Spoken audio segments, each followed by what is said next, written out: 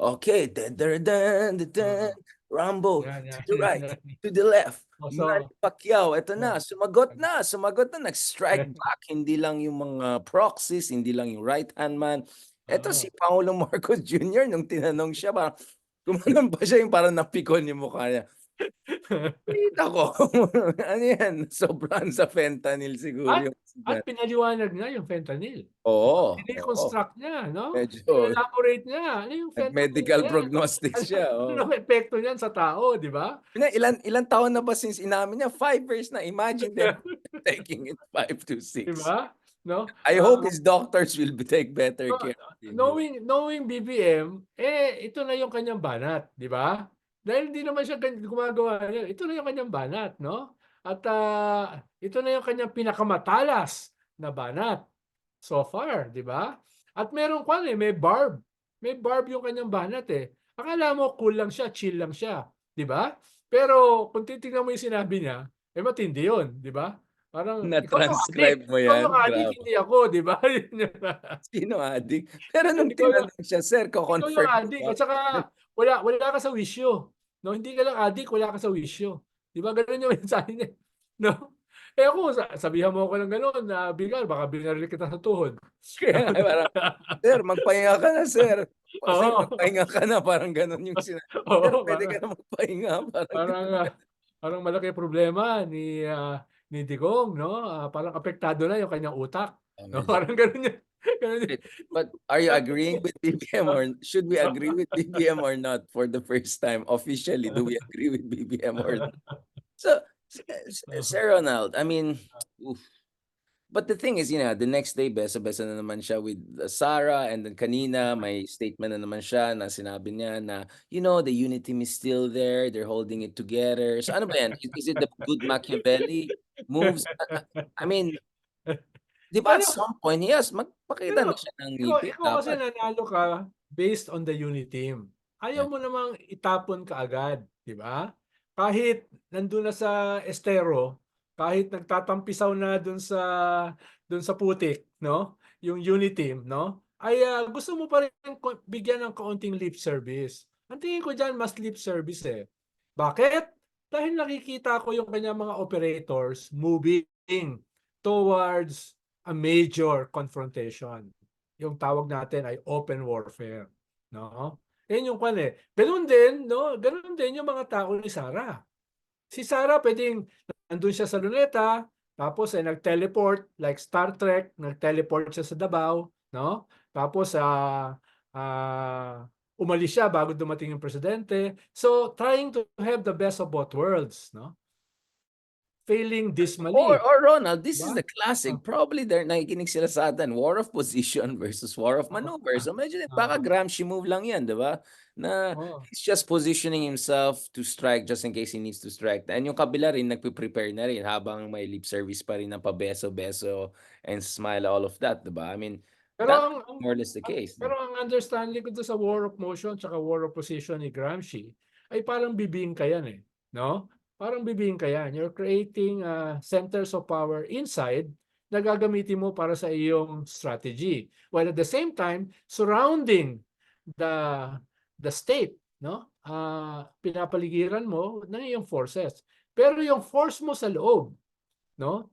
Yung centers of power sa loob ay nagko-coordinate with the center of power sa labas. So it's one strategy, hindi siya magkahiwalay. It's not just Integrated siya. oh, Yeah. integrated siya, which is to seize power. No? yun yung strategy na yun. Hmm. Hmm.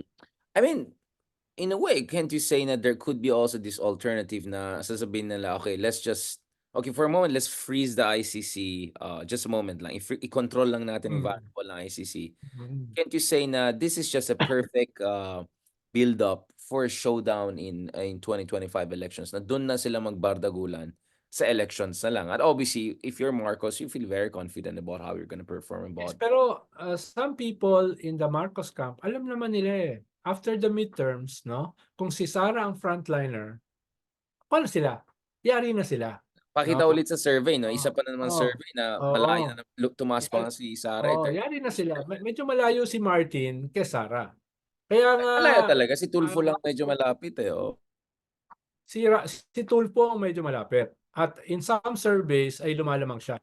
At Yeah, hindi pa siya nag-a-announce, Hindi pa siya of masyadong course, kumikilos. playing safe Kikilos pa yan siya, after the midterms. Ibig oh. sabihin, no, hindi pushover si Tulfo kay Sara. Lalo na lahat ng atake na kay Sara at wala masyado kay Tulfo. Kaya ah, tingin ko ay sila yung magtatapat kung mag-survive si Sara, no? Kaya yun yung kaya na rin sila nakasagad na rin yung mga Marcos forces. Pwede namang sabihin ni Marcos, tigil nyo na yan. Pwede namang sabihin ni Marcos, wag na natanggalin yung confidential at saka intelligence fund. Wag nyo na ipahiya si Vice President, no? Ganyan-ganyan. Wala siyang sinasabing gano'n, no? Wala siyang sinasabing gano'n. Yeah, Ang hmm. utos, no, ay this has to be finished before the midterm. Dahil kung hindi ito matapos hanggang midterm, no, sila ngayon ang magiging underdog. Dahil Magshi-shift yung yung balance. Although tapos yung mga my argument would be I think that's more 2027 or late 2026 than 2025 to early 2026. the I negotiations. feel there'll be a The, window of alam, still alam, 10 to alam mo, 12 Big R, no, the negotiations will start after the midterms.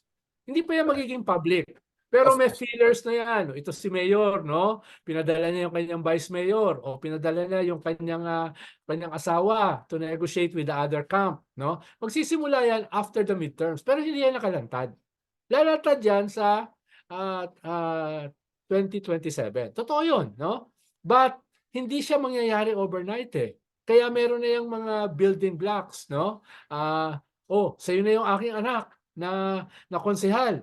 Sa'yo yung aking asawa na mayor. Alam mo naman yung mga dynasties at saka mga warlords, mag-i-invest na yan. Business Yung mergers, mga umalis, business yung deals. mga umalis sa PDP laban, magsisimula na yung bumalik. Dahan-dahan, no? Dahan-dahan, no? Ano inoobserbahan pa rin nila? Sino ba lalantad? Si Tulfo? Si Sara? So magpapadala rin sila kay Tulfo.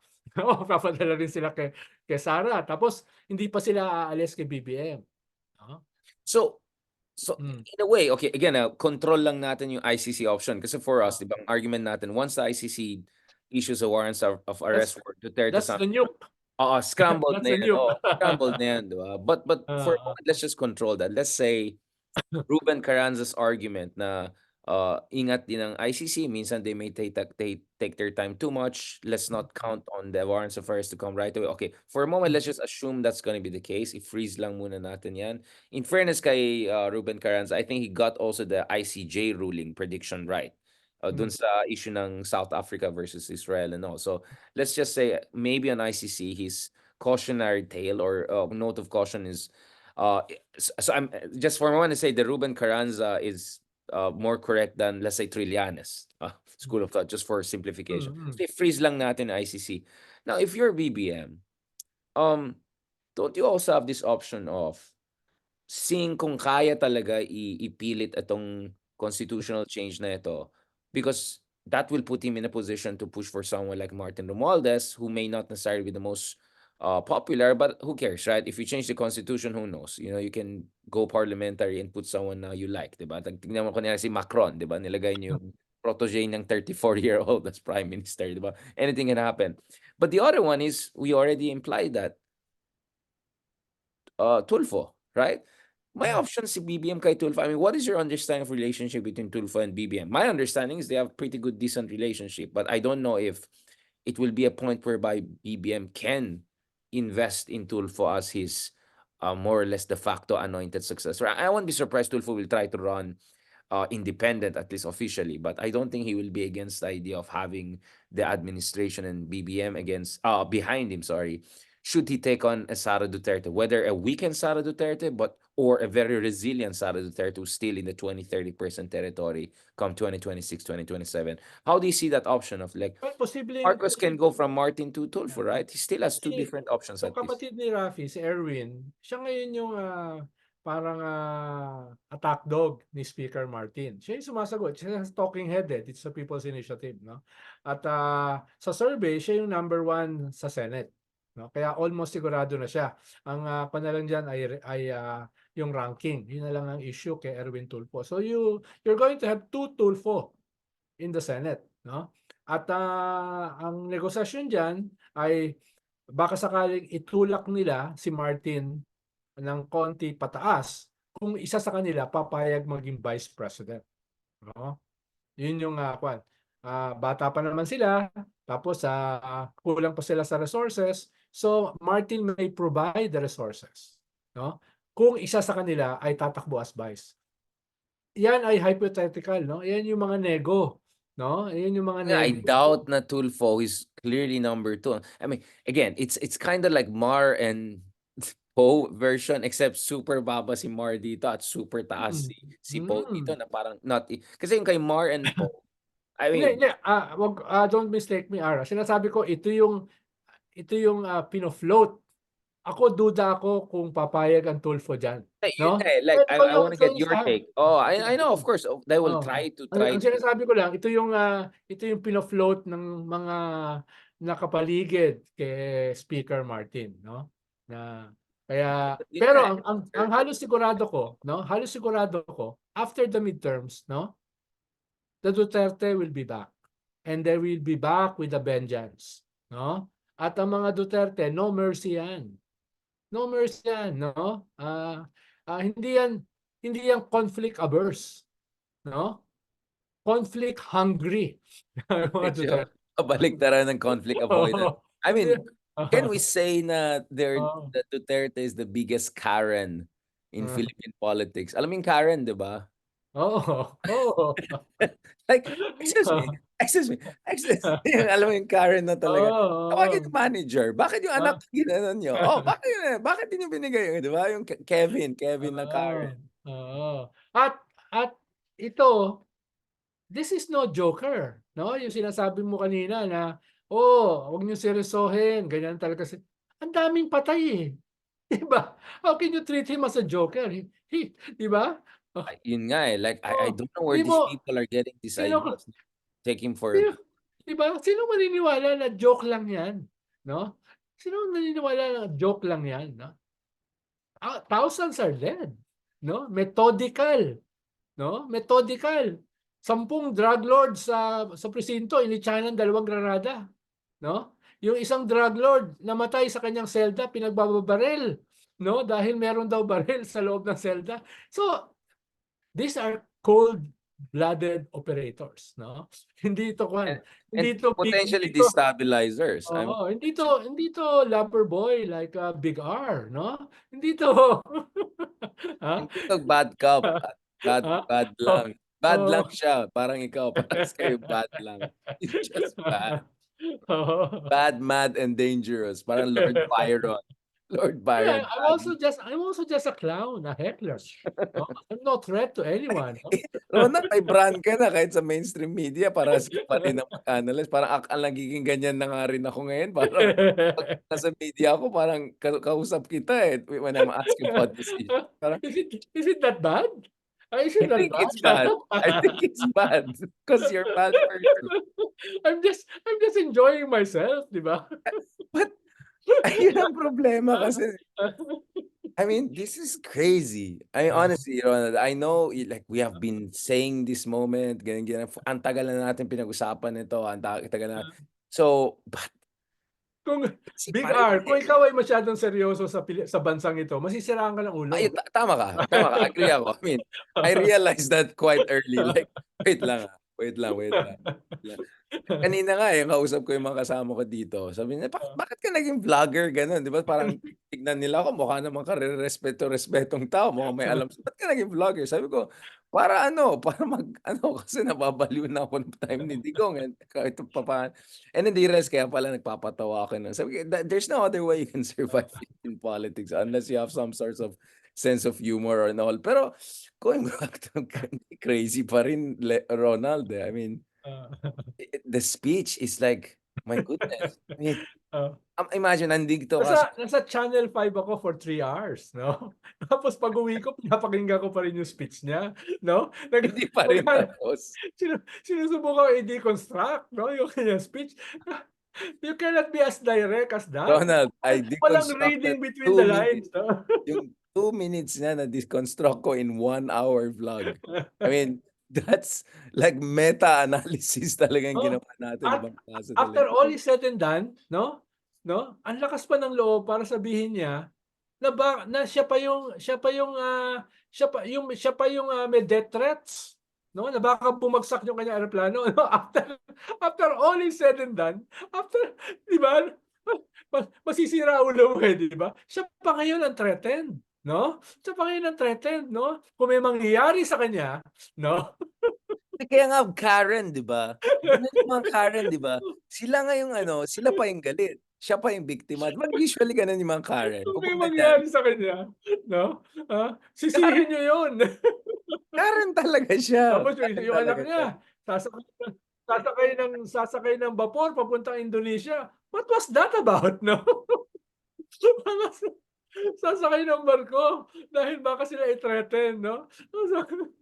Akala ko ba magsisisi sila, bakit sila pupunta ng Indonesia, 'no, sakay ng barko. Parang Akala ko Karen, magsisisi ewan sila. ko sa mga Anong Karen na gagawin nila, yan. itutulak nila yung Mindanao, 'no, itutulak nila papuntang Jakarta, 'no?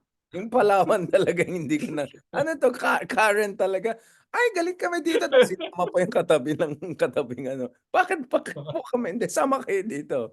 Alright, pag-usapan natin yan sa next episode because Ah, obviously, there are some people who are saying na baka naman isa pang trigger na ganyan si Digong is yung amo daw nila, alam niyo na, yung amo daw nila ay pina-push na sila dahil yung amo nila hindi natutuwa sa polisiya ni BBM sa West Philippine Sea. Pag-usapan natin yan sa next episode very shortly. Before gusto ko lang tapusin 'tong episode na ito, 'no, by quoting sige lang po, sorry. by Sorry quoting nag-Karen Joey ako sa'yo, Salceda. kina-Karen kita. Oo. By quoting Joey Salceda, magkasunod kami kanina, 'no? Ang sabi ni Joey, 'no, "Hindi mag-aaway 'yan, hindi magbibiyak 'yan, 'no? Dahil pare-pareho naman silang walang prinsipyo, eh. So, walang pag-aawayan, 'no? Wala naman Coming daw from Joey oo, Salceda, wala coming naman daw from Joey. pag-aawayan, 'no?" Eh, nung kanya, 'no, hindi ko alam kung saang sako ng gawgaw niya pinulot yung kanyang, tools of analysis, eh, 'no, nitong si Joey. In fairness naman. Dating kuwan yan, dating PDSP yan, dating Social Democrat yan, 'no? Oh, Dating Social Democrat oo. na nag-endorse kay Mar, tapos nag-endorse kay Poe, tapos Oo. nag-endorse kay tatlong na-endorse niya sa loob ng isang eleksyon. So, I Oh, don't know, hindi maybe he yan ang knows kuwan, yan ang magandang katapat ni ex-human rights lawyer. good Machiavelli din 'yan. Oo, Oh, actually diyan siya yung sila magkatapat, original. 'no? Magka magkasama sila ng kuwan, same level sila, 'no, same gender, same, kuwan, 'no, same, Ayan, wherewithal, oy, 'no, Ronald, wait madaldal, lang. 'no? Pause. Nagdi-disconnect. Hello, I can't hear you. Hello. Ronald, delikado tayo diyan. Ako medyo Eh, mas malayo. nung niyaya mo ako dito sa kuwan mo, sa podcast mo, sabi mo, dapat, anong modelo ang ginamit mo? Ha? Ha? Rogan, 'di ba? Yun ang sinabi mo. Hindi So, na 'to, I'm just na ano 'to, just Andrew per Tate. oh, I'm just Andrew Tate performing na the 'to. role, 'di ba? Yun ang sabi mong gawin ko, 'di ba? Ano 'to, Andrew Tate na ito, hindi na ito Joe Rogan. Medyo delikado na Oo. tayo dito. Tapos, Okay, 'pag wala na nagro-Rogan akong ako, share. kinakabahan ka, yun ang sabi mo sa'kin Ronald, gawin ko, mamaya Sumusunod lang baka ako sa'yo, pwede Big natin R, guest 'no? yan si Joey Salceda pa yung RRJ tayo. Ronald, Richard and Oo. Joey. Di ganda sana yan. Parang Alam mo naman, itbulaga tayo pag nagsama alam tayong mo naman tatlo. ako, no mercy ako for these hypocrites. Well, paano ka naman maging hypocrite kung Ha? openly na Ha? aminado ka na politika lang talaga ang politika mo, di ba? Ha? Ang hypocrite ay yung nagmamaganda ka na di ba? Oo. Okay. Sige. I think that sets the tone for our next discussion. Medyo Oo. internationalize natin ng konti kasi ang dami nagtatanong sa akin. What tone? What tone? Anong tone? The No, Joey no. Salceda tone? I know. Naku, delikado 'to, Guys, pagod lang kami, mahaba yung week namin kaya wag kayong magalit kung medyo nagkakalat na kami. Hindi ko 'to kilala, kausap ko. Salamat Sir Ronald Llamas. Thank you very much. Ah.